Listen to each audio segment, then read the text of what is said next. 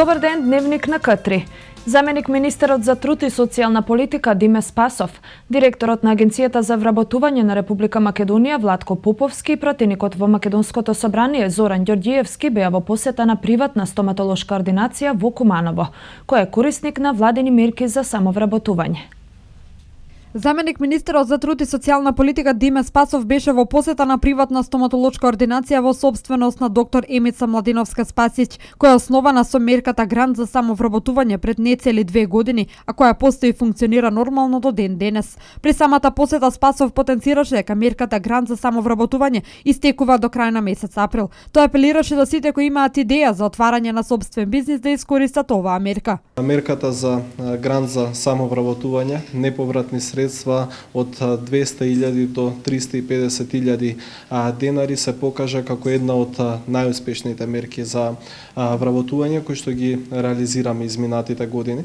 Оваа прилика сакам да ја искористам за да ги поттикнам сите невработени лица кои што имаат вештини, кои што имаат одредена идеја за основање на собствена компанија, кои што познаваат одреден занает, кои што сакаат да се самовработат, да го искористат овој проект, да искористат оваа мерка и да аплицираат на огласот кој што се уште е во тек. Имено вториот оглас за грант за самовработување за неповратни средства од 200.000 до 350.000 денари е се уште во тек. Сите заинтересирани можат да аплицираат до 30 овој месец и да искористат оваа можност. Инаку преку мерката Грант за самовработување досега се формирани 7.800 приватни компании и отворени се над 7.900 работни места во Македонија. На оваа посета беше директорот на Агенцијата за вработување Владко Поповски, кој потврди дека станува збор за еден успешен проект. Сите оние што имаат идеја, сакаат да добијат и средства, односно имаат потреба од средства, може да аплицираат на вториот оглас за оваа година, каде што ќе можеме да финансираме до 420 бизниси. Покрај редовните средства од 200.000 денари, колку што чини едно самовработување со обука и со купување на опремата и репроматеријали, можеме да делиме уште дополнителни скоро 1.500 евра, значи некаде околу 5.000 евра да дојде комплетно финансирање. Инаку покрај тоа што ќе се самовработат, ќе можат да аплицирате уште едно дополнително работно место, кој што средства ќе се одредат некаде после завршување на вториот, значи циклус на исплата на средства, каде што дополнителните 1.500 евра за ново работно место ќе бидат доделени во текот на октомври, ноември и декември месец, со тоа што ќе се заокружи оваа година проектот за самовработување со грант. Инаку овој проект, како што накалци заменик министерот, е проект кој што некаде над 7.800 формирани бизниси, од нив над 73% се уште обстојуваат, се уште постојат. Докторката Спасиќ истакна дека е задоволна од владината мерка за самовработување. Имам искористено мерката за самовработување, што ја дава владата на Република Македонија. Имам искористено и втората мерка, тоа е за вработување на лице до 29 години. Тоа е стоматолошка сестра што е кај мене во ординацијата. При самата посета беше и пратеникот Зоран Ѓорѓиевски, кој упати апел до сите заинтересирани да побрзаат и да ја искористат оваа владина мерка, која досега се покажа како многу успешна. Традиционално и годинава општинската организација Црвен крст Крива Паланка се вклучи во одбележувањето на неделата на солидарноста. Веќе неколку дена во основните училишта функционираат собирните пунктови за храна, облека, средства за хигиена и парични средства, а активни се и мобилните тимови од куќа на куќа. Под мотото "Вашиот прилог, значајна помош" и Кривопаланичкиот Црвен крст се вклучи во националната кампања за одбележување на неделата на солидарноста од 18 до 23 април. Деновиве во холовите на основните училишта во Крива Паланка и Ранковце, како и во средното училиште беа отворени пунктови за собирање на храна, облека и обувки, средства за хигиена и парични средства, наменети за стари лица и лица со посебни потреби од рурални средини, информираше секретарот Пешовски. Како и секоја година, Општинската организација на Црвен крст се вклучува во националната кампања во одбележувањето на неделата на солидарност. Оваа година неделата на солидарност полека не измина, значи од 18 до 24 април ја спроведовме под мотото "Вашиот прилог, значајна значајна помош за помош и поддршка на старите лица и лицата со посебни потреби од руралната заедница. Самата кампања ни се состоеше во собирање на или обезбедување на помош во храна, облека, обувки, средства за хигиена, како и парични средства од населението.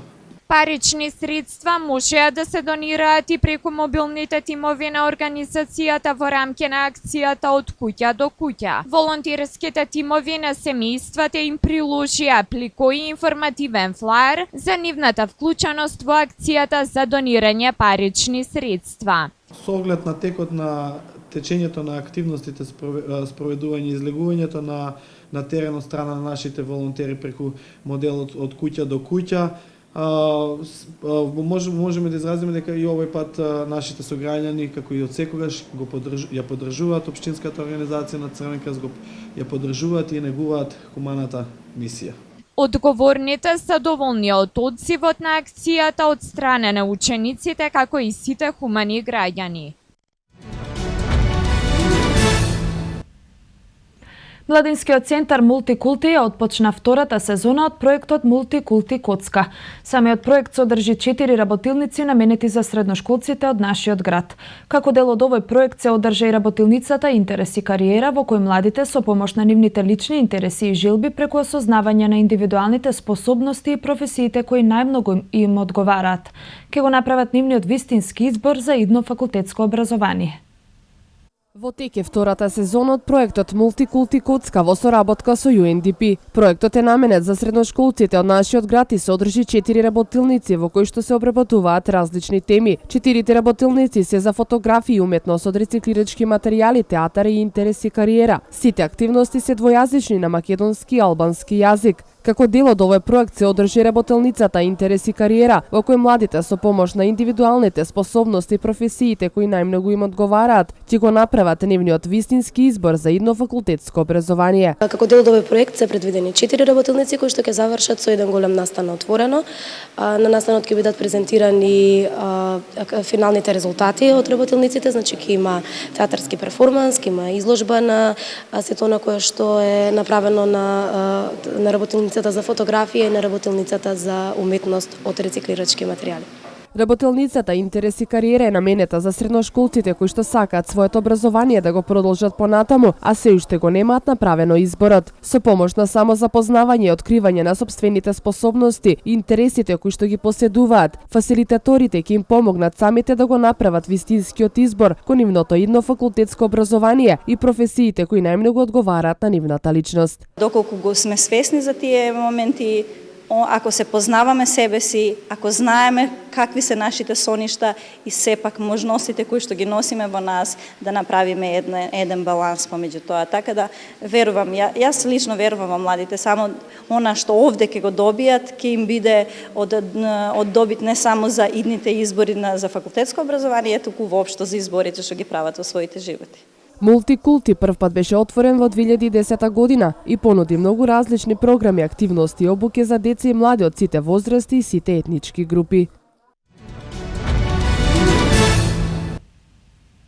Кумановскиот театар во среда на 27 април со почеток во 20 часот премиерно ќе ја изведе представата Ревизор по текст на Николај Василевиќ Гоголј, а во режија на Андреј Цветановски.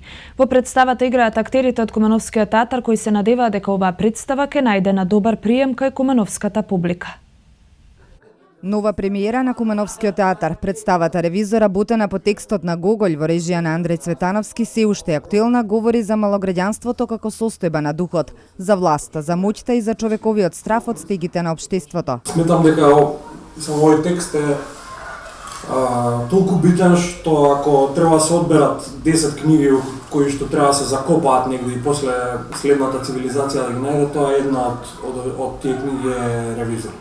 Текстот на Гоголј, иако напишан пред 150 години, се уште актуелен. Сите без разлика на желбата се преокупирани со политика, така што за улогата на градоначалникот, актерот Горан Илич вели дека токму поради актуелноста многу полесно влегол во суштината на она што го нуди неговиот лик. И овој градоначалник е таков, таа фотелја у која седи му е голема, значи он не ја заслужува, и тука доаѓа тоа комичното и трагичното во него.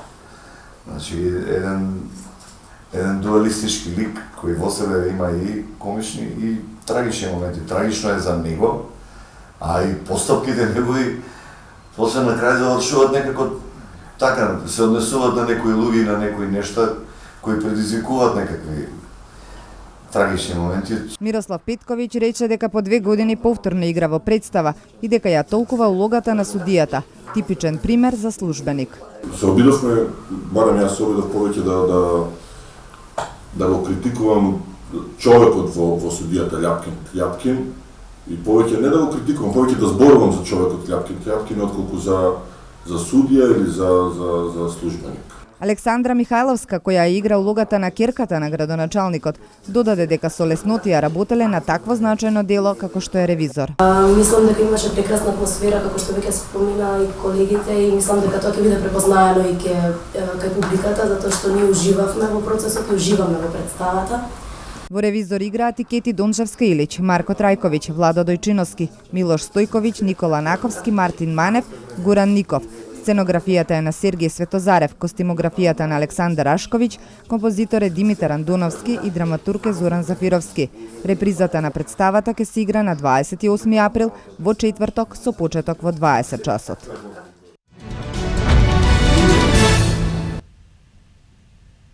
Државната изборна комисија според роковникот за извршување на изборните действија за предвремените избори на 5 јуни во подрачните единици на увид го стави избирачкиот список.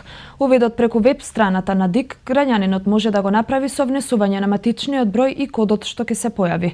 Со важечки документи и лично граѓаните може да направат увид во избирачкиот список во подрачните единици на ДИК, информираат од комисијата.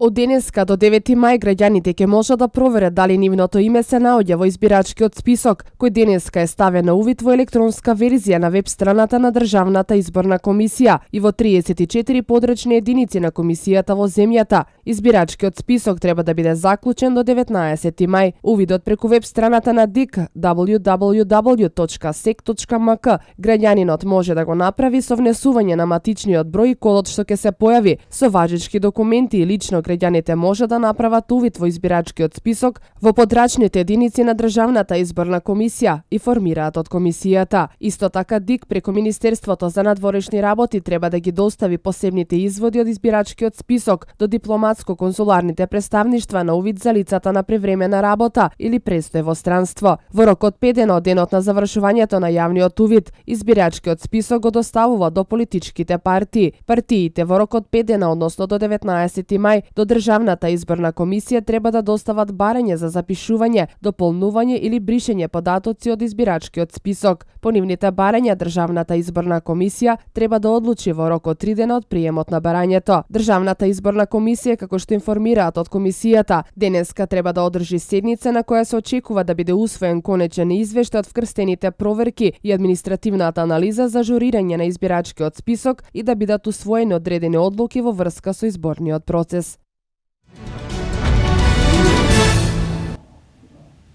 Во Македонија има градежна експанзија, се градат 3 автопати. Почнуваме експресни патишта. Прилеп градско почна да се гради.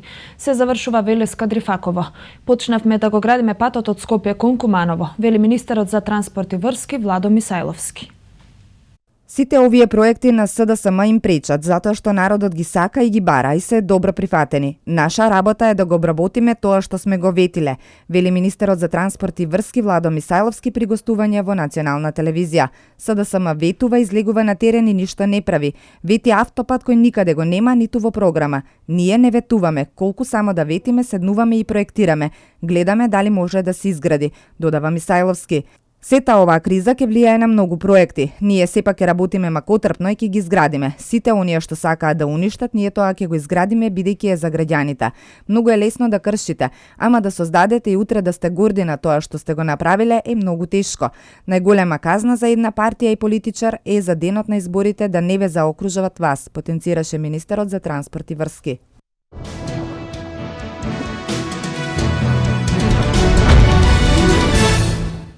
Српската напредна партија на актуелниот премиер Александар Вучиќ освои 48,26% од гласовите. Американскиот председател Барак Обама решил да испрати 250 војници во Сирија за да им помогнат на локалните сили кои се борат против милитантите на Исламска држава. Бројот на жртвите од катастрофалниот земјотрес во Еквадор се зголеми на 655 лица. Свето денеска. Српската напредна партија на актуелниот премиер Александар Вучиќ освои 48,26% од гласовите, според прелиминарните резултати по обработувањето на 83% од избирачките места, односно 75,11% од избирачкото тело, соопшти Републичката изборна комисија. На пресконференција рано изутринава е објавено дека на второ место е коалицијата околу Социјалистичката партија на Србија, предводена од Ивица Дачиќ со 11,37% од гласовите. Излезниот прак од 5% го мина и Српската радикална партија на Војслав Шешелј со 7,97% од гласовите и опозицијската коалиција за праведна Србија Демократска партија со 6,13%. Движењето Доста беше освои 5,71% од гласовите. Мошне близу цензусот се коалицијата Сојузот за подобра Србија, предводен од Социјалдемократската партија на Борис Тадиќ со освоени 4,98% од гласовите и коалицијата Двери Демократска партија на Србија со 4,95%. Сојузот на војводинските унгарци освои 1,62% од гласовите, додека останатите листи имаат помалку од 1% од гласовите. Американскиот председател Барак Обама решил да испрати 250 војници во Сирија за да им помогне на локалните сили кои се борат против милитантите на Исламската држава. Обама ово официјално треба да го соопшти за време на неговиот говор во Германија, со кој ќе ја заврши неколкудневната турнеја во рамките на која ги посети Саудитска Арабија, Британија и Германија. Со потек значително се зголемува американското присуство во Сирија, во која бесне е граѓанска војна. Таму сега има 50 американски војници. Бројот на жртвите од катастрофалниот земјотрес во Еквадор се зголеми на 655 лица. Над 17.000 лица побарале медицинска помош по земјотресот. Спасувачите успеа да извадат од урнатините 113 преживеани, а 48 се волат за исчезнати. Председателот на Еквадор Рафаел Кореја објави 8-дневна жалост во спомен на жртвите на катастрофата. Несилниот земјотрес во Еквадор од 1979 година беше регистриран на 16 април во районот на градот Педерналес во северозападна провинција Манаби. Земјотресот беше со јачина од 7,8. Материјалната штета се проценува на неколку милијарди долари.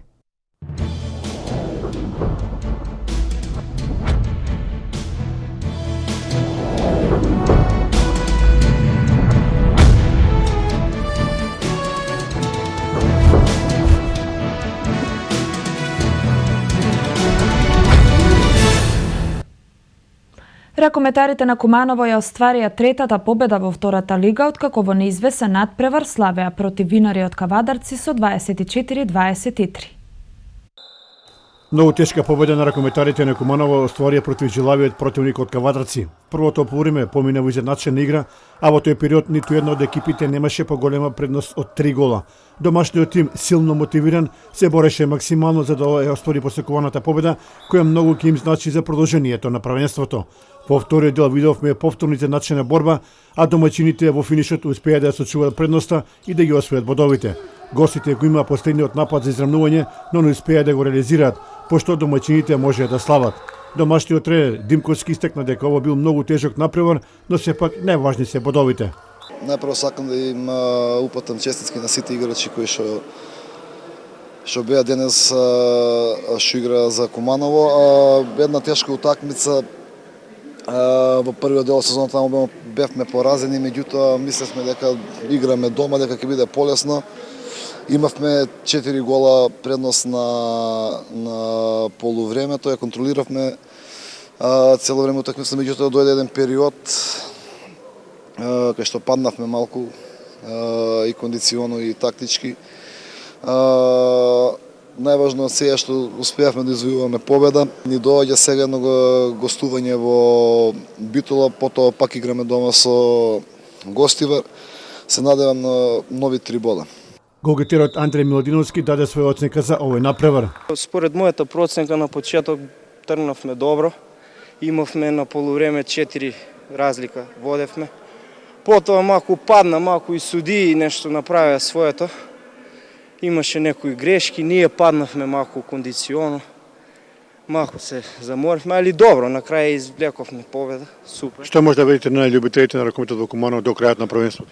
Па до крајот дека ќе има уште вакви победи, играме дома со Гостивар, со Гостивар играме и со Вардар последната, публика ако може нешто повеќе. Тоа, ќе се трудиме највеќе што можеме. Во секој случај, младата ракометна екипа на Куманово од надпрва во надпрва покажува дека има потенцијал кој може би следната сезона ќе дојде до вистински израз.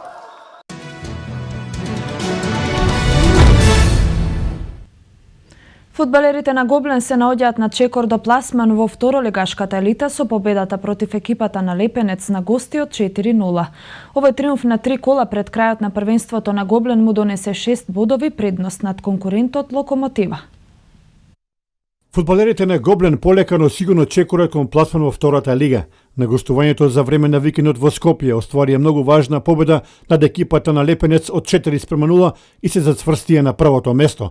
Добра вест што директниот конкурент Локомотива неочекувано загуби од Кадино со 3-2, со што на некој начин широко ги отвори вратите за пласман во второлигашката елита. Тренерот на екипата Флори Мимери во телефонски разговор вели дека неговиот тим е на чекор до остварување на големиот сон. Господин Мери, екипата на Гоблен се наоѓа само на чекор до големиот сон пласан во втората лига.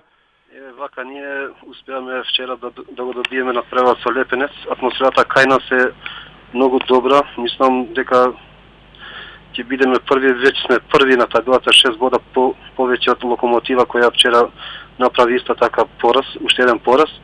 Ние со 11-та победа поред што ја направиме вчера, сигурни сме први на табелата и сигурно играме бараш за втората лига. Имајќи предвид нашиот квалитет и другите региони како што играат, уште 4 региони, значи 5 со нашиот.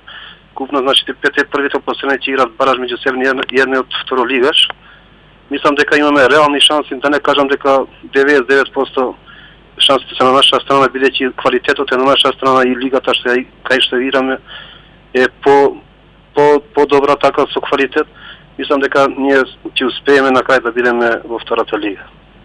Ние сме големи оптимисти, очекуваме дека Куманово конечно после неколку години ќе има второлигаш. Сепак и покрај се, и во баражот Гоблен има големи шанси да ја помине и таа последна пречка на патот кон второлигашката конкуренција.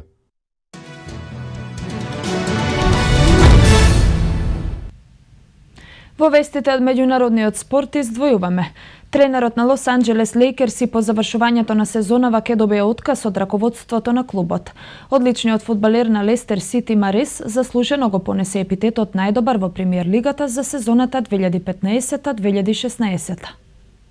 Байрон Скот во следната сезона нема да биде начело на Лос Анџелес Лейкерси, откако раководството на езерџиите донесе одлука да се раздели од овој стратег, кој како играч со Лейкерси има освоено 3 титули, но беше предалеку од повторување на ваков успех како кормилар на Лейкерси. Скот го водеше тимот во двете најслаби сезони во клубската историја, остварувајќи очен скоро 38 победи и 126 порази, а во ситуација кога треба целосно да се сврти нов лист по пензионирањето на Коби Брајант, челниците на клубот се решија да побараат нов шеф на стручниот штаб.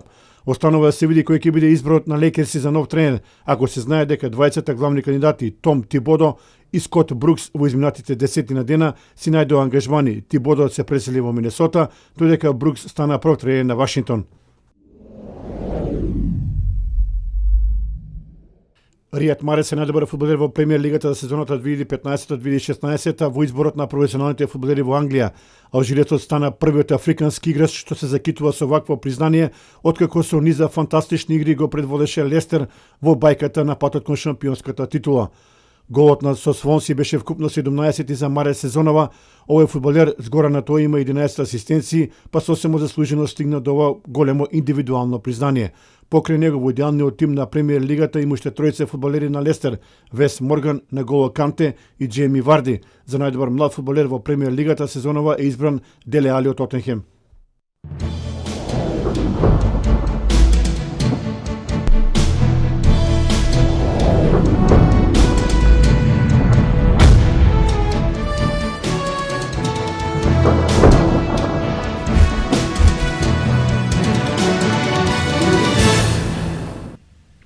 Времето во Македонија ќе биде променливо облачно со повремен локален дожд и ретки грмежи. Ќе дува умерен до заселен ветер од западен правец, особено во југозападните делови.